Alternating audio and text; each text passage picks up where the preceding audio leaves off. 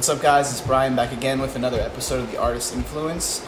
Today I want to talk about something that is really simple. It's a simple concept to grasp, but I think a lot of us just miss it, especially when you're new to your career, you're just coming out of the industry, and you're scratching and clawing for those opportunities like I know we all are.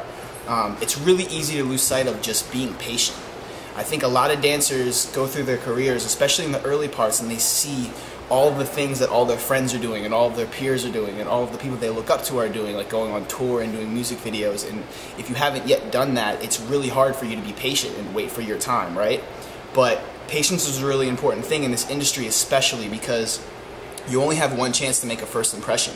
So if you come out with some choreography or a video, or you start teaching classes before you're really ready, or you start going to auditions before you're really strong enough to be going to those auditions, you're putting yourself in front of producers and you're putting yourself in front of choreographers and different teachers and people who make decisions on whether to hire you or not before you're really ready to make a strong first impression. So my biggest thing for this week, guys, is just stay focused on being patient. And that means a couple different things. I mean, it means putting your time in training. It means finding a mentor and working under them and having them like really train you and get you to the point where you feel like you're ready to go out and really start pushing yourself out there as far as performing and choreographing and teaching. If teaching is something that you guys want to get into, a lot of dancers I know just start teaching right away as they're going through their career as a way to make money, and I think that's a problem. I think that's something that we need to work on as an industry. I think you shouldn't just put yourself out there as a teacher if you're just trying to make money.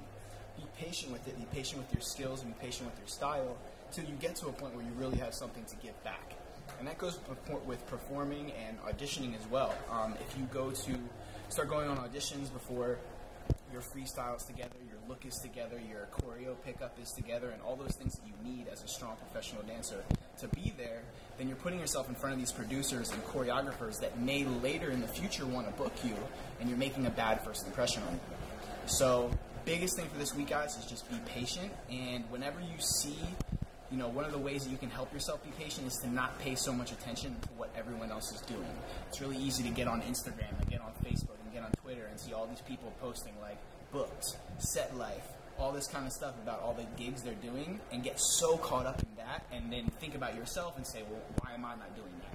I've been putting 2, 3, 4 years into this. Why don't I have those opportunities? Well, the truth is, a lot of the people that are booking the most nowadays and going on world tour and stuff have been in the industry for years and years and years, over 5, 6, 7 years. I mean, a lot of those people are in their late 20s and even early 30s now, still touring. They probably don't want me to tell you that, but a lot of them are in their late 20s, early 30s. So it's definitely a game with this industry, this dance industry, that's just, you got to put your time in, you got to be patient, and you got to make sure you do things right. Okay, so if you're a young choreographer out there and you're working to get yourself out and start putting out your own work, if you're a young teacher out there and you really feel like you have something to give back and you want to teach your students something valuable, or you're just a professional dancer like me, really, that's my focus, and you're trying to be the strongest performer you can, make sure you've got your bases covered and make sure that your foundations are strong and you know what you're talking about before you put yourself out there. Because like I said, you get one chance to make a first impression. If that first impression is bad, then it's really hard to recover from that. So stay patient, stay hungry, keep training, and come back for more industry insider videos like this one. We'll see you back at the next Artist Influence.